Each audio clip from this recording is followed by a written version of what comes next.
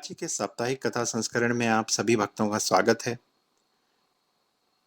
आज हम जानेंगे महाराज जी का एक और उपदेश या महाराज जी की एक और लीला, जो महाराज जी ने समय समय पे सभी अपने भक्तों से अनुरोध किया कि वो इस उपदेश को या इस सीख को या इस तरीके को अपनाएं, जिससे कि ना सिर्फ उनका भला हो, बाकी पूरे समाज का, पूरे देश का भला हो। तो ये उपदेश था कि भूखे को खाना खिलाना। जैसा कि आप लोग जानते हैं कि कैंची में भी 2 बार भंडारा होता है, और हनुमान जयंती पे जहाँ भी महाराज जी के आश्रम है वहाँ भंडारे होते हैं, और उस भंडारों में हम काफी लोगों को जो है भोजन देते हैं। तो आज हम जानेंगे कि महाराज जी के उपदेश को कैसे समझते हुए किसी भी भंडारे का आयोजन करें। जैसा कि चिरकाल से चला आ रहा है कि जो भंडारा है, भंडारा का मतलब क्या है कि जो भी हमारे भंडार गृह में है, भंडार गृह मतलब स्टोर रूम। क्या था पहले, आज की तरह में सुपरमार्केट, स्टोर या इस तरह की चीजें तो होती नहीं थी। तो जितने भी लोग थे वो अपना जो भी अनाज था या दालें थी या जो भी उनको चाहिए होता था, उनको अपने घर में उस आमुक जो जैसे आज को दाल का आ रही हैं, दाल आ रही हैं या चावल आ रही हैं, तो उस हिसाब से अपने भंडार गृह को भरते थे। तो उसी तरह जब वो भंडारा करते थे तो अपने भंडार गृह से सामान निकालते थे, इसीलिए उसे भंडारा कहते थे कि भंडार गृह से सामान निकाल के सबको देना। तो महाराज जी ने जितने भी भंडारे कराए उसके अंदर काफी चीजें जो थी वो नियमित रहती, जैसे कि पूरियां थी या खीर थी या जो भी जैसी भी सामर्थ्य उस समय हो या जैसी भी महाराज जी की आज्ञा हो। तो कभी भी किसी भंडारे को करते वक्त सबसे पहले तो हमें ये जान लेना है कि क्या हम वाकई ये भंडारा करना चाहते हैं, और यदि हम करना चाहते हैं तो क्यों करना चाहते हैं।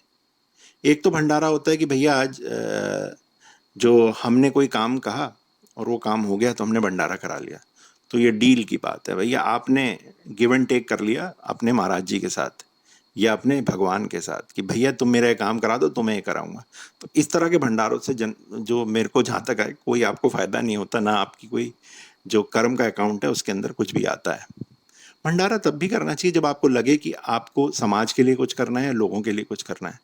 और सबसे पहले तो आप ये मान लीजिए कि भंडारा करके आप किसी के ऊपर कोई एहसान नहीं कर रहे हैं, किसी के ऊपर कोई भार नहीं चढ़ा रहे हैं या कोई धन्ना सेठ नहीं बन रहे हैं।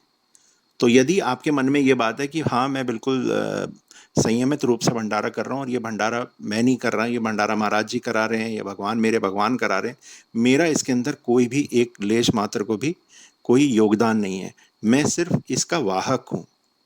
जब ये भावना आपके मन में आ जाए तो आप भंडारे के बारे में सोच सकते हैं। और भंडारे के जो महाराज जी कहते थे कि भंडारा तब तक चलना चाहिए जब तक कि आखिरी व्यक्ति आ जाए। तो भंडारा करते वक्त अपनी आर्थिक जो स्थिति है या आर्थिक समझ है उसको भी कर लें कि जिससे कि जो भी आपके यहाँ आए उसे भोजन मिले और भोजन प्यार से मिले। आप लोग देखते हैं कि कोई आदमी जो कि शारीरिक रूप से विकलांग है या कोई साधु है जो जिसने समाज के सब चीजों को छोड़ दिया है, उसको आप जब भी दान देते हैं दुत्कार के दान देते हैं, अरे दूर हटो ये लो, दूर हटो ये लो। यदि ये भावना आपके मन में है तो ये भंडारा आपके लिए नहीं है। तो भंडारे में जितने भी लोग आए उनको आप सप्रेम खाना दें और उसके बाद ही भोजन ग्रहण करें। ऐसा नहीं होना चाहिए कि आपके जो 4 परिवार वाले हैं उनको आप प्लेटों में परोस के दे रहे हैं और बाकी जनता को आप लाइनों में लगा रहे हैं, धकेल रहे हैं या और लोगों को कर रहे हैं। और जब भी आप भंडारा करना चाहें उस समय ये बात जरूर देख लें कि आप उपलब्ध हैं कि नहीं है। भंडारा जब तक चले आपका वहाँ होना बहुत जरूरी है, क्योंकि यदि आप अपने नौकरों पे या किसी पे छोड़ देते हैं तो उनके मन में तो कोई भावना नहीं है, उनके लिए तो एक काम है और भंडारा एक सेवा है। काम और सेवा में बहुत अंतर है। हम लोग जो वर्क जो है वो तो भैया ये काम खत्म करके घर जाना है, सेवा मतलब वही काम को किसी के लिए करना बिना किसी लालच के। तो इस तरह से आप अपने भंडारे को और उतना ही सामान बनाएं जितना कि फिके नहीं।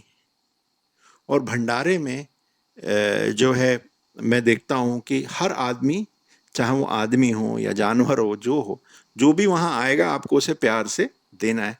मैं देखता हूँ कि कभी कभी भंडारों में बेचारे भूखे कुत्ते आ जाते हैं जिनके पास खाने को नहीं है, खाना देख के आ जाते हैं, तो लोग उन्हें पत्थर मारते हैं, डंडा मारते हैं। तो यदि आप भंडारा कर रहे हैं तो इस बात का भी आप ध्यान रखें, जो जो भूखा जानवर आ रहा है, निरीह जानवर आ रहा है, उसके साथ कुछ ना हो, उसके लिए आप अलग से छोटी सी व्यवस्था कर दें जहां वो लोग खा लें।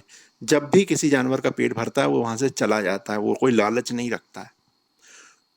उसके अलावा जिस भी दिन को आप चुने, चाहे मंगल का चुने चाहे शनिवार का चुने, उस दिन के अंदर आप ये देख लीजिए कि कोई भी मौसम जैसे बारिश की आशंका ना हो या ऐसी कोई भी जो कि भंडारे में व्याधा डाले।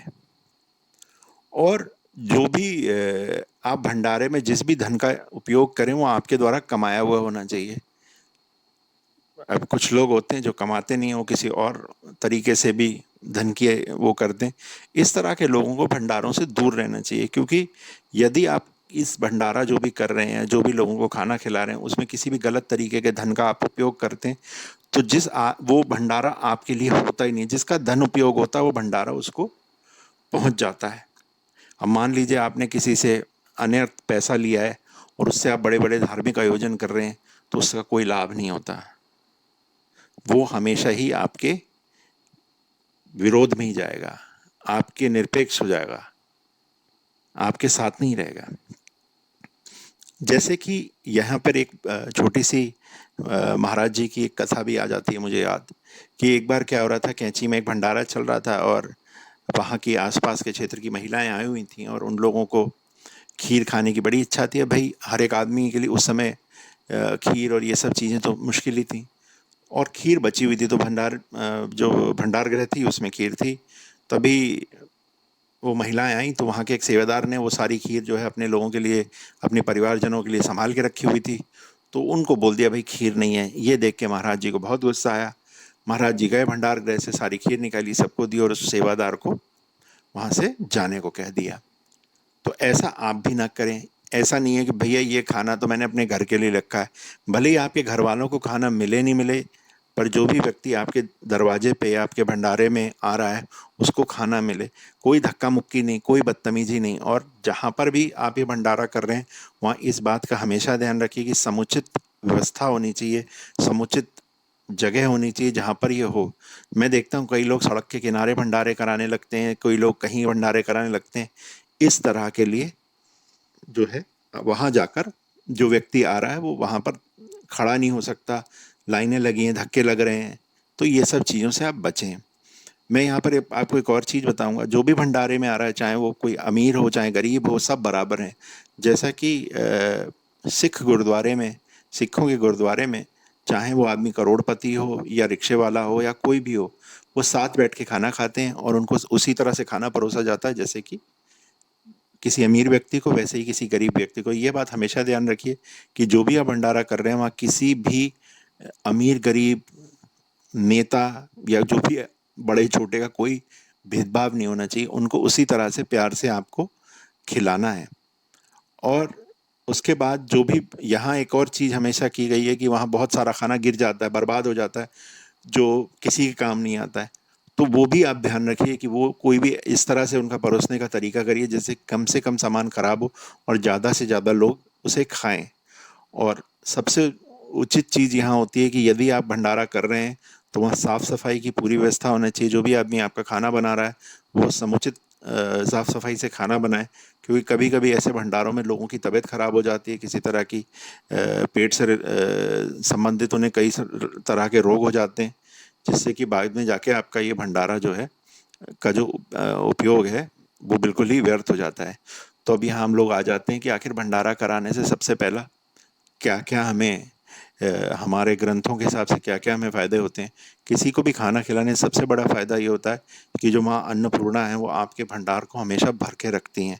आपके ऊपर अनुचित जो परेशानियाँ हैं वो कम आती हैं। और सबसे बड़ी बात, इससे आपको बड़ी मानसिक व आत्मिक शांति मिलती है। भंडारा करने से कभी ऐसा नहीं होता कि आप बर्बाद हो जाएंगे। भंडारा करने से आपको हमेशा ही आपका धन, आपकी जो इज्जत है, जो आपका आदर सम्मान है, वो हमेशा बढ़ता है।